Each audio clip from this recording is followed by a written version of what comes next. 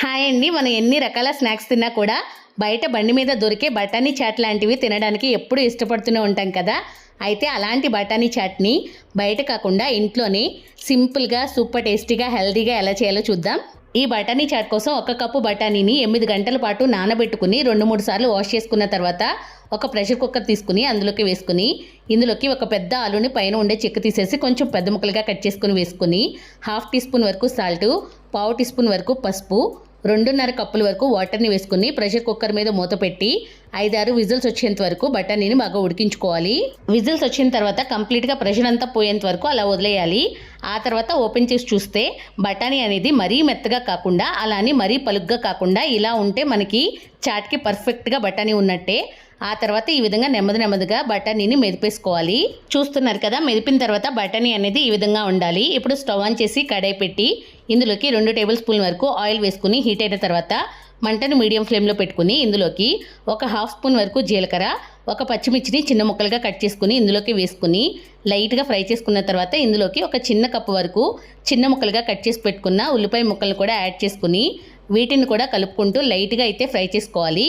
ఉల్లిపాయ ముక్కలు అనేది లైట్గా సాఫ్ట్ అయిన తర్వాత ఇందులోకి 1 టేబుల్ స్పూన్ వరకు అల్లం వెల్లుల్లి పేస్ట్ని కూడా యాడ్ చేసుకుని అల్లం వెల్లుల్లి పేస్ట్ అనేది పచ్చివాసన పోయేంత వరకు మగ్గిన తర్వాత ఇందులోకి ఒక చిన్న కప్పు వరకు టమాటో ముక్కలు కూడా యాడ్ చేసుకుని కలుపుకొని టమాటోలు సాఫ్ట్ అయ్యేంత వరకు మగ్గించుకోవాలి.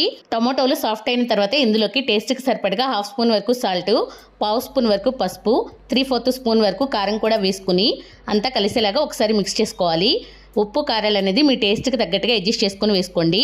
ఇప్పుడు ఇందులోకి ఒక 3/4 స్పూన్ వరకు ఆమ్చూర్ పొడి, 1 స్పూన్ వరకు చాట్ మసాలా, 3/4 స్పూన్ వరకు గరం మసాలాను కూడా యాడ్ చేసుకుని అంతా కలిసేలాగా కలుపుకున్న తర్వాత ఇప్పుడు ఇందులోకి ముందుగానే మనం మెదిపి పెట్టుకున్న బఠానీ మొత్తాన్ని యాడ్ చేసుకోవాలి. బఠానీ చాట్ ప్రాసెస్ అనేది మరీ కష్టమైతే ఏం కాదు, ఒక కర్రీ చేసుకున్నంత సింపుల్గానే చేసేసుకోవచ్చు. అందుకే బయట ఎక్కువ ప్రిఫర్ చేయకుండా ఈసారి ఇంట్లోనే ట్రై చేయండి.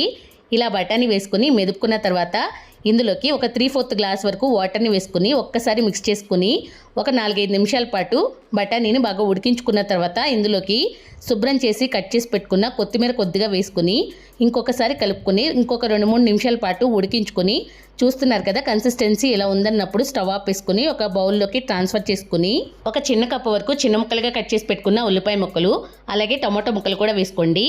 మీకు నచ్చితే కొద్దిగా కీర ముక్కలను కూడా యాడ్ చేసుకోవచ్చు.